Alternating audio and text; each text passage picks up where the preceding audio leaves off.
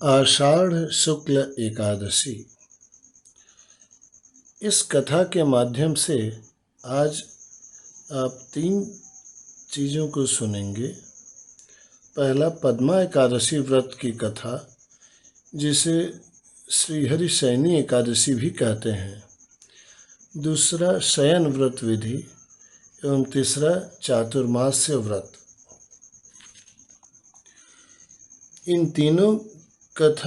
ये तीनों कथा भविष्योत्तर पुराण में 265 श्लोकों में विस्तार से दी गई हैं। मैं उन्हें यहाँ संक्षेप में सुनाऊंगा। जिन प्रेमियों को विस्तार से सुनना हो उन्हें मेरे अगले वीडियो चातुर्मास्य महात्म्यम को सुनना देखना चाहिए। जय जय श्री सीताराम। श्री गणेशाय नमः। श्री गुरुवे नमः। श्री सीतारामचंद्र जी की जय हो। नारायण हरि। युधिष्ठिर ने पूछा, भगवान, आषाढ़ के शुक्ल पक्ष में कौन सी एकादशी होती है? उसका नाम और विधि क्या है, यह बतलाने की कृपा करें। भगवान श्री कृष्ण बोले, हे महाराज, जिसको ब्रह्मा ने नारद से कहा था, उस आश्चर्यजनक कथा को मैं तुमको सुनाता हूँ। नारद जी बोले, हे महाराज, विष्णु की आराधना के लिए मुझसे प्रसन्नता से कहिए कि आषाढ़ के शुक्ल पक्ष में किस नाम की एकादशी होती है। ब्रह्मा जी बोले, मुनिश्रेष्ठ, तुम वैष्णव हो। हे कलिप्रिय, तुमने उत्तम प्रश्न किया है। लोक में हरिवासर से परे और कोई पवित्र नहीं है। संपूर्ण पापों को दूर करने के लिए इसे करना कर्तव्य है। इसलिए मैं शुक्ल पक्ष की एकादशी का व्रत कहता हूँ। एकादशी का व्रत पवित्र है, पापों का नाश करता है और सब कामना देता है। जिस मनुष्य ने इसका व्रत लोक में नहीं किया वह नरकगामी है। आषाढ़ के महीने में शुक्ल पक्ष की पद्मा नाम की एकादशी विख्यात है। पद्मा नामेति विख्याता शुचौ एकादशी सिता ऋषिकेश प्रीतयेतु कर्तव्यम व्रतमुत्तमम।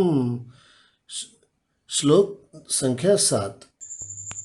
मैंने यहाँ पर श्लोक इसलिए बोला है जिससे कि अगर किसी के मन में नाम के प्रति संदेह उत्पन्न हो रहा हो तो वह दूर हो जाए। वस्तुतः गीता प्रेस की जो पुस्तक एकादशी व्रत महात्म्य है, उसमें भाद्रपद मास के शुक्ल पक्ष की एकादशी का नाम पद्मा एकादशी दिया हुआ है, जबकि आज की एकादशी को हम पद्मा एकादशी के नाम से व्यक्त कर रहे हैं और श्लोक उसका प्रमाण है। कहता हूँ, इस कथा को सुनने मात्र से ही महापाप का नाश होता है। सूर्यवंश में उत्पन्न मानधाता नामक एक राजर्षि हो गए हैं। सत्य प्रतिज्ञा वाले वे प्रतापशाली चक्रवर्ती थे। वह अपने निज पुत्रों के समान प्रजा का धर्म से पालन करते थे। उनके राज्य में दुर्भिक्ष, मानसिक व्यथा तथा रोग आदि कोई उपद्रव नहीं होते थे। उनकी प्रजा निरंतर धन धान्य से भरी पूरी होती थी और उन राजा के भंडार में न्याय से इकट्ठा किया हुआ धन होता था। उनको इस प्रकार राज्य करते हुए बहुत वर्ष व्यतीत हो गए। बाद में किसी पाप कर्म के परिणाम से उनके देश में 3 वर्ष तक मेघ नहीं बरसे। इससे क्षुधा से पीड़ित उनकी प्रजा उद्विग्न हो गई। अन्न के न उत्पन्न होने से पीड़ित उनका देश स्वाहा सुधा वषटकार वेद के अध्ययन आदि से वर्जित हो गया। फलस्वरूप प्रजा का समूह आकर राजा से कहने लगा, हे राजन, प्रजा का हित करने वाला वचन सुनिए। पुराण में पंडितों ने जल का नाम नारा कहा है। वह जल भगवान का अयन अर्थात भवन है। इससे वे नारायण कहे जाते हैं। वे मेघरूप भगवान विष्णु सदा सर्वव्यापी हैं। वे ही वृष्टि करते हैं। इससे अन्न होता है और उस अन्न से प्रजा होती है। हे राजन, उस अन्न के अभाव से प्रजा क्षय को प्राप्त होती है। हे नृपश्रेष्ठ, ऐसा करो जिससे आपके देश में कुशल होवे। राजा बोले, तुमने सत्य कहा, कुछ मिथ्या नहीं है। अन्न ब्रह्ममय कहा गया है। अन्न ही में सब स्थित है। अन्न से जीव होते हैं। जगत अन्न से ही वर्तमान है, ऐसा लोक में सुना जाता है और बहुत विस्तार पूर्वक पुराणों में कहा भी गया है। देखिए, अन्न की महत्ता सतयुग में भी थी, यह आज इस कथा के माध्यम से हम लोगों को जानने को मिल रहा है। अन्यथा हम सब लोग यही जानते थे कि सतयुग में प्राण हड्डी में बसते थे, त्रेता में रक्त में, द्वापर में मांस इत्यादि में, एवं कलयुग में प्राण में। इसीलिए कहा जाता था कि बिना अन्न के लोग रह के अन्य युगों में बहुत लंबे लंबे व्रत कर लेते थे, परंतु कलयुग में संभव नहीं है। राजा के अपराध से प्रजा को पीड़ा होती है। मैंने बुद्धि से विचार कर देखा तो अपने किए कोई दोष दिखाई नहीं दिए। इस पर भी प्रजा के हित की कामना से मैं यत्न करूँगा। ऐसा कहकर उस राजा ने बहुत सी सेना लिया और विधाता को नमस्कार करके घने वन में गया और वहाँ मुख्य मुख्य मुनियों के आश्रम में विचरने लगा। फिर उस राजा ने ब्रह्मा के पुत्र जो अंगिरस ऋषि हैं उनको देखा। तेज से प्रकाशमान की है दिशाएं जिन्होंने, ऐसे वे मुनि दूसरे ब्रह्मा के समान स्थित थे। उनको देखकर प्रसन्न मन से उस राजा ने उनके चरणों को नमस्कार किया और हाथ जोड़ के खड़े हो गए। मुनि ने स्वस्ति वाचन पूर्वक उनको आशीर्वाद देकर राज्य के सातों अंगों के कुशल पूछे। तब राजा ने अपनी कुशलता कहने के बाद मुनि से उनकी कुशल पूछी। फिर मुनि ने राजा से आने का कारण पूछा। राजा ने उन मुनिश्रेष्ठ से अपने आगमन का कारण कहा। राजा बोले, हे भगवान, धर्म की विधि से राज्य करने पर भी अनावृष्टि हुई है। मैं इसका कारण नहीं जानता हूँ। इस संदेह को दूर करने के लिए आपके समीप आया हूँ। युवक क्षेम के विधान से प्रजा को सुखी कीजिए। ऋषि बोले, हे राजन, यह सतयुग सब युगों में उत्तम है। इसमें लोग वेद पाठ बहुत करते हैं और इसमें धर्म के भी चारों चरण हैं। इस युग में ब्राह्मण तप से युक्त हैं, अन्य जाति नहीं। हे राजेंद्र, तुम्हारे देश में एक शूद्र तपस्या करता है, इसी कारण मेघ नहीं बरसते हैं। इसलिए उसे मारने का यत्न करो, जिससे दोष शांत हो जाए। राजा बोले, मैं तप करते हुए निरपराधी को नहीं मारूंगा। ऐसे किसी धर्म का उपदेश कीजिए जिससे उपद्रव का नाश हो। ऋषि बोले, हे राजन, ऐसा ही है तो आषाढ़ के शुक्ल पक्ष में पद्मा नाम की एकादशी प्रसिद्ध है। उसका व्रत करो। उस व्रत के प्रभाव से निश्चय वर्षा होगी। वह एकादशी सब सिद्धियों को देने वाली और उपद्रवों का नाश करने वाली है। हे राजन, कुटुंब और प्रजा सहित उसका व्रत करो। मुनि के वचन सुनकर राजा अपने घर को वापस आया। फिर आषाढ़ महीने के आने पर सब प्रजा सहित चारों वर्णों द्वारा पद्मा का व्रत किया गया। हे राजन, इस प्रकार व्रत करने से मेघ वर्षे, जल से प्लावित पृथ्वी हर प्रकार के धान्यों से युक्त हो गई और ऋषिकेश भगवान के प्रसाद से सब सुख को प्राप्त हो गए। इस कारण से यह उत्तम व्रत करने योग्य है। यह भुक्ति और मुक्ति दोनों को ही देने वाली है। यह लोक में सुखदायक है। इसके व्रत की कथा सुनने से मनुष्य सब पापों से छूट जाता है। हे राजन, यह एकादशी शयनी भी कही जाती है। विष्णु की प्रसन्नता की सिद्धि के लिए इसमें शयन व्रत कहा गया है। हे राज शार्दूल, मोक्ष की इच्छा करने वाला मनुष्य को इस व्रत सदा करना चाहिए और चातुर्मास्य के व्रत का भी आरंभ इसी एकादशी से होता है। भगवान श्री कृष्ण के कुछ कथनों पर मेरा विचार।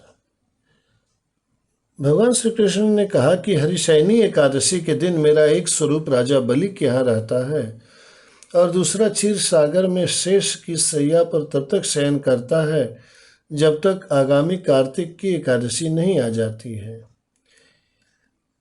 एक रूप में बलि के यहाँ रहने के विषय में मेरा यह विचार है कि क्षीर सागर वाला स्वरूप तो सो जाता है, परंतु भक्तों के हृदय में विराजमान स्वरूप जागृत रहता है। साथ ही साथ भक्तों को वरदान देने के कारण जिन स्वरूपों को भगवान ने अपनाया वे सभी जागृत अवस्था में ही रहते होंगे। यदि किसी को उस बात में संशय हो तो उसे सोचना चाहिए कि क्या राजा बलि को वरदान दे करके कि सुबह उठने पर मुझे आपका दर्शन प्राप्त हुआ करे, तो उनके यहाँ वे रह गए और जगह रह गए, और पंढरपुर में भक्त पुंडलीक या पुंडरीक के माता पितृ भक्ति से प्रसन्न होकर के वे जब पधारे, और विट्ठल नाथ जी जिनकी प्रतिमा एक ईंट पर स्थित है, क्या वह सो जाती होगी?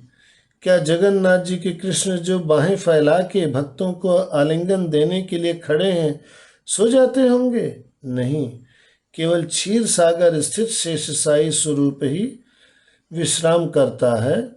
शेष सभी जगह प्रभु जागृत ही रहते होंगे। शेष साई भी सोते क्या होंगे, वे सृष्टि के हित करने की शक्ति समेटते होंगे। हम सभी को पता है कि बच्चा सोते समय दुगने रफ्तार से बढ़ता है। उसी तरह से विष्णु भगवान जी अपने शक्ति को बढ़ाने के लिए विश्राम करते होंगे। दूसरा यह है कि आषाढ़ शुक्ल एकादशी से लेकर कार्तिक शुक्ल एकादशी तक का 4 महीने का समय चातुर्मास्य का काल है। बरसात के इस मौसम में घूमना फिरना नहीं चाहिए। शांति से सुरक्षित तरीके से एक स्थिर जगह पर रहना चाहिए। श्री रामचरितमानस में भी राम ने सुग्रीव से कहा है कि अब वर्षा ऋतु आ गई है, अतः मैं स्थिर जीवन जीऊंगा। किष्किंधा कांड के श्लोक 11/8 में लिखा हुआ है, गत ग्रीष्म वर्षा ऋतु आई, रही हूँ निकट शैल पर छाई। एवं वर्षा ऋतु की समाप्ति पर क्या होता है, ये लक्ष्मण जी को बता रहे हैं। देखो, राजा, तपस्वी, व्यापारी, भिखारी अब सब घर के बाहर निकले होते हैं। दोहा 16 आइए देखते हैं। वर्षा विगत शरद ऋतु आई, लक्ष्मण देखहु परम सुहाई। चले हर्षित जी नगर नृप, तापस बनिक भिखार। जिमि हरि भगति पाई श्रम, तजहि आश्रमी चार। श्री कृष्ण जी बोले, हे राजन, जो इस भोग और मोक्ष को प्रदान करने वाले सर्व पापहारी एकादशी का उत्तम व्रत पालन करता है, वह जाति का चांडाल होने पर भी संसार में सदा मेरा प्रिय करने वाला होता है। जो बात द्वापर में कृष्ण भगवान बोलते हैं, त्रेता में यही बात श्री रामचंद्र जी ने शबरी से कहा था। कह रघुपति सुनु भामिनी बाता, मानव एक भगति करनाता। जाति पाति कुल धर्म बढ़ाई, धन बल परिजन गुण चतुराई। भगतिहीन नर सोहई कैसा, बिनु जल बारिद देखिए जैसा। 34/4। यही बात कलयुग में श्री रामानंदाचार्य जी ने कहा है। जाति पाति पूछे नहीं कोई, हरि को भजै सो हरि का होई। आइए चौमासा के नियम को अति संक्षेप में जान लेते हैं। कृष्ण जी कहते हैं, जो मनुष्य दीपदान, पलाश के पत्ते पर भोजन और व्रत करते चौमासा व्यतीत करते हैं, वे मेरे प्रिय हैं। चौमासे में मनुष्य को भूमि पर शयन करना चाहिए। यहाँ पर मैं अपनी तरफ से कहना चाहूँगा कि वर्षा ऋतु में तरह तरह के जंतु भी निकलते हैं और नई नई दिशाओं में जाते हैं। अतः भूमि पर तभी शयन कीजिए जब वहाँ पर सुरक्षा आपकी रह सके।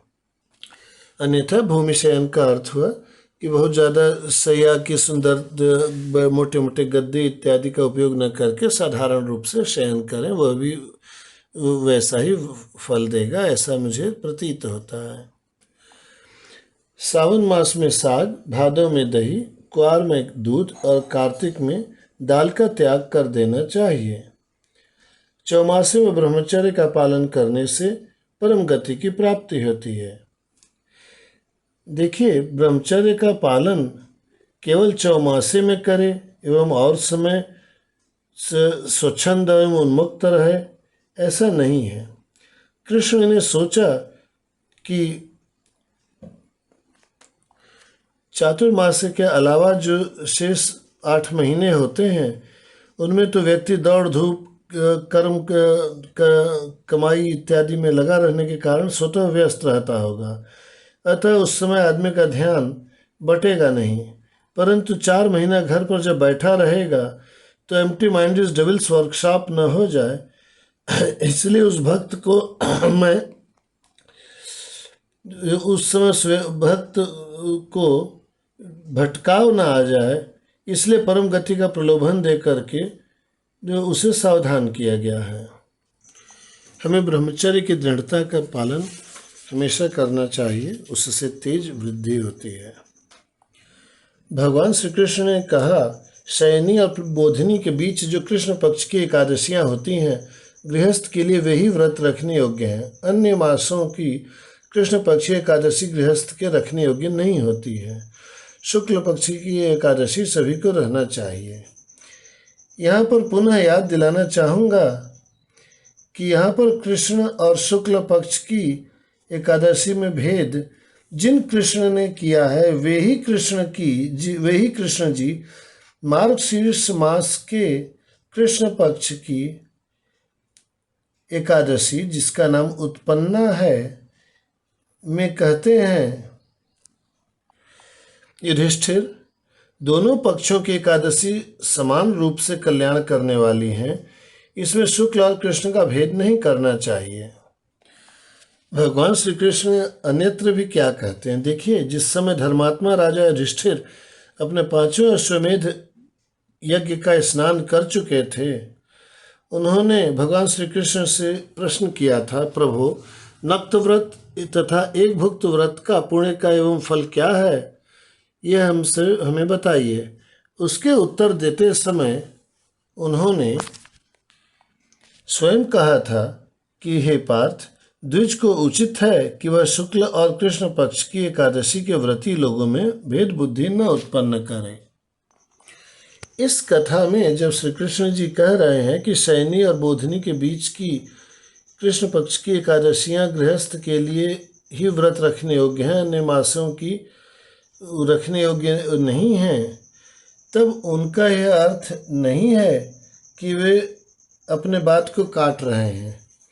वस्तुतः वे कर्मयोगी गृहस्थ को छूट दे रहे हैं कि काम में कोई शिथिलता न हो, इसके लिए गृहस्थ व्रत न भी रखे तो कोई बात नहीं है। परंतु जब चातुर्मास्य है, वह कुछ ज़्यादा अवकाश पर है, तब उसे उनको जरूर करना चाहिए, सभी सत्कर्म जरूर करना चाहिए। इस माध्यम से संदेश भी है कि गृहस्थ को कोई चूक नहीं करनी चाहिए, जीवन यापन में तत्परता रखनी चाहिए, कोई शिथिलता न हो, परंतु अवकाश मिलने पर प्रभु को भूले नहीं, तुरंत अपने कल्याण में लग जाना चाहिए। श्री तुलसीदास जी ने भी इस बात को कैसे कहा है, राजगद्दी संभालने के बाद जनता के साथ प्रथम संवाद में राजा राम ने कहा, बड़े भाग मानुष तन पावा, सुर दुर्लभ सब ग्रंथ निगावा, साधन धाम मोक्ष कर द्वारा, पाइन जेहि परलोक संवारा, सो परत्र दुख पावई, सिर धुनि धुनि पछताई, काल ही कर्म ही ईश्वर ही, मिथ्या दोष लगाए। उत्तरकांड 43। आइए हम लोग भी अपने आत्मा के कल्याण के लिए कभी भी शिथिलता न आवे दें, कर्म करते रहें और किसी अन्य को दोष न दें। जय जय श्री सीताराम। शयन व्रत। हरिशयनी एकादशी को जो प्रभु का शयन कराया जाता है उसके विषय में सुनते हैं। युधिष्ठिर बोले, हे कृष्ण, विष्णु का शयन व्रत कैसे करना चाहिए? भविष्योत्तर पुराण में श्री कृष्ण जी बोलते हैं, हे कौन्तेय सुनो, मैं गोविंद का शयन व्रत कहता हूँ।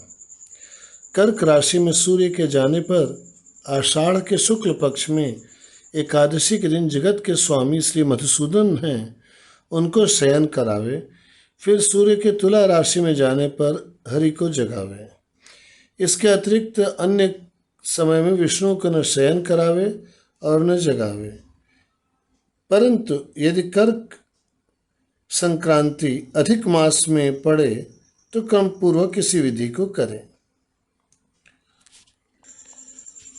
भगवान तो यहाँ तक बोले हैं कि आषाढ़ के शुक्ल पक्ष में एकादशी के व्रत को करते हुए चातुर्मास से व्रत करने का संकल्प करें।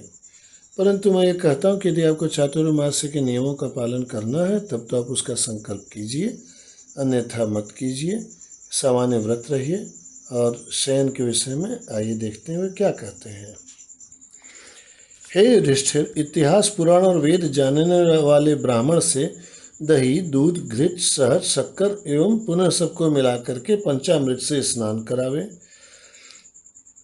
भगवान श्री हरि का को उत्तम गंध लेपन करके धूप, दीप और पुष्पों से पूजन करे और पीताम्बर पहना के स्वर्ण श्वेत वर्ण की शैया पर सौम्य मूर्ति भगवान को तकिया देके और श्वेत वस्त्र से आच्छादित करके अर्थात ओढ़ाकर शयन करावे।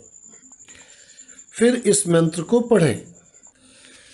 शायितस्त्वं ऋषिकेश पूजयित्वा श्रया सह प्रसादं कुरु देवेश लक्ष्म्या सह जनार्दन।